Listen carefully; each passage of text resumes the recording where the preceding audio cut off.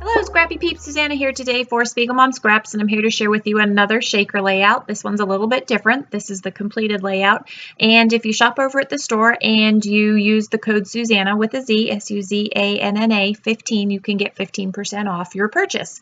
So I have a Paige Evans digital cut file. That's the balloon there, and what inspired that was one of the cut aparts, the 4x3 cards from this collection by Echo Park that's called Happy Birthday.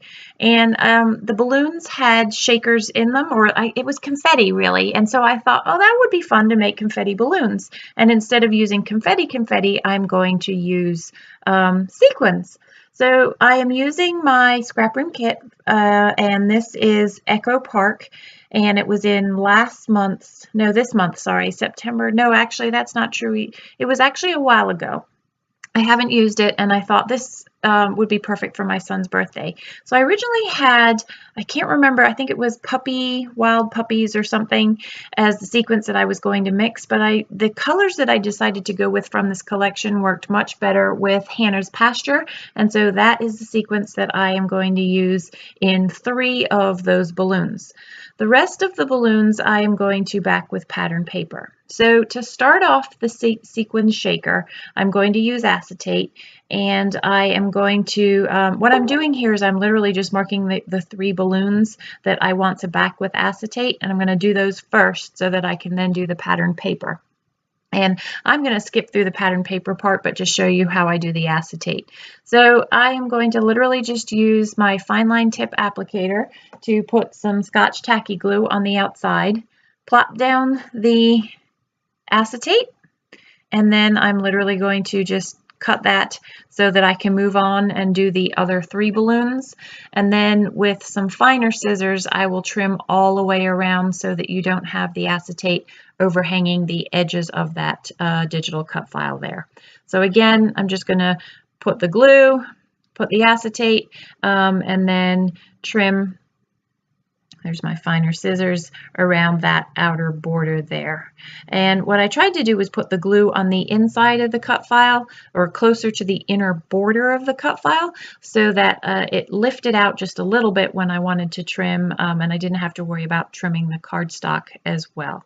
So I am now going to just skip over me backing all of the balloons because it's literally the same process. Put the glue, trim it out, and then you can see that one balloon I knew I wasn't going to put all the way down, or it was going to get covered by the photo, and so I didn't put all of the paper on that. So in order to make the acetate shaker, it's similar to the process that I did on Tuesday with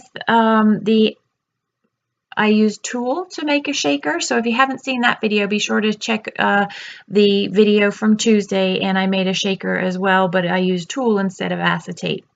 And so what I'm doing now is I'm just laying down double-sided adhesive, and I'm putting that on the outline shape of the balloon. And it is a curved edge, and I'm literally just kind of crimping up the double-sided adhesive, and I'm not worried about it because the shaker needs a little bit of space in order to let the sequin shake, so that bunching up of the double-sided adhesive is just fine. So I'm going to put the adhesive down on the paper, the pattern paper, the background, and then I'm just going to smush down that balloon and that double-sided adhesive into the paper, and there's one of the shaker balloons. And then I'm going to work my way down. Fortunately, this cut file if I crease it, it's not a permanent crease, and you can't tell that I had folded it over in any of the places when you look at the finished layout.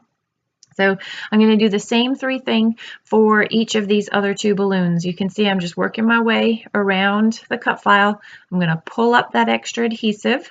I'm going to sprinkle down the sequins. And again, that's Hannah's Pasture if you're looking to coordinate and use the same sequin mix that I used. It's a lovely mix of yellows, blues, and whites. And I do have the red in the layout, and there's no red in the sequence, but I'm not, I really just like the few pops of red, and I don't need everything to coordinate. Peel off the double-sided adhesive and pop that down. Same thing here. So a repetitive sequence, but I like things in trios, and because there are lots of balloons, by having those 3 that move from the top to the middle to the bottom of the layout, it kind of moves your eye and creates some movement in that layout, both metaphorically and in real life too, because you do have the shaker. If you go back to that video that I did on Tuesday that I referenced earlier about the tulle shaker, what I really like about the tulle shaker is it's got a much softer look. You can see the glare on the acetate. See, they're shaking it in 3 times the speed. Sorry, I interrupted myself. So if you go back, I like the softer look, but I also like that the sequence actually moves better underneath the tulle. The tulle has a little bit of give to it, and it just gives it a very different look. But this is a very bright layout, and so the shine off of that acetate really, it adds to the layout really more than it detracts from it. So that is going to be the background of the layout. Now it's just time to embellish it. I knew I wanted to use that big birthday, and I was going to have to get happy from somewhere. And I like the red of the birthday because it really works with those red balloons, and it adds it really pops against that navy background there. So I have these letters that I'm putting on wax paper, and I just want to figure out the alignment of things. You can see that I have birthday sort of down lower, closer to the picture, but I realize that I'm going to actually have to move that down even further because of what I choose to use for happy. And while I'm kind of mulling over how I'm going to make that work, I'm going to continue building this layout, and I just wanted a little pop of color on the right hand side of that photo. So that's why I just trimmed the very edge of that journal card, because I could still use that journal card popping out of a picture and use that for journal space there. I love this little bear from this Echo Park collection. He's just a perfect birthday celebratory bear. I kind of struggled for a little bit with these presents and where they were going to go relative to the bear. I end up putting the presents on the right hand side, and then I'm going to put one of the presents and I'm going to pop it up a little bit, and I actually end up popping just the head of the bear, so his feet are quote unquote on the ground or on the layout, and then his head is popped up off of it a little bit, and again just to give a little bit of dimension to the layout there. And there's that present that's going to be popped up as well. One of the things that I forgot to do when I popped the bear was the little pom-pom on the top of his hat didn't get popped up, so I have to go back in and stick, there we go, a little foam dot there. So I've kind of figured out that happy is going to need to move down a little bit, and that allows me the space to be able to use the banners that are in these stickers in this Echo Park collection for birthday as well.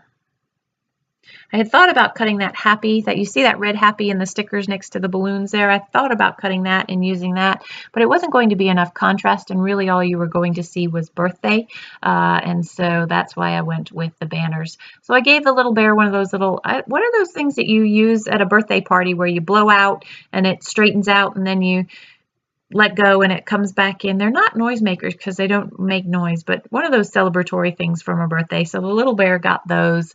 And then I just put sprinklings of confetti around the layout. There's party hats and sayings and all of that fun jazz. And they're along the outer edges of the layout because I really wanted you to be able to focus on the balloons and the celebration in the layout there.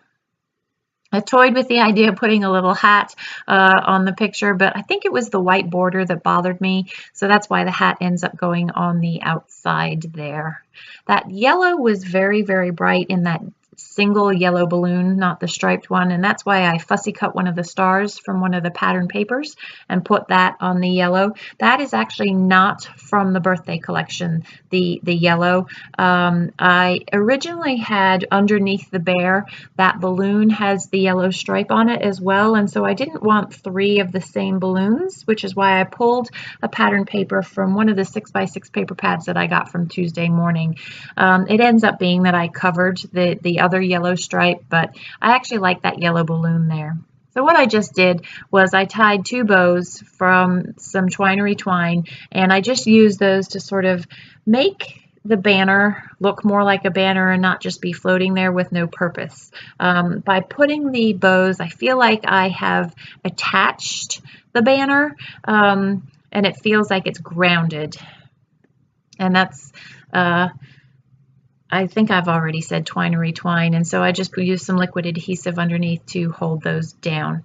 So a few more embellishments that I'm just going to kind of lay down for some added pizzazz to the page, some added celebration to the page. And that, my friends, is my balloon shaker sequence pocket.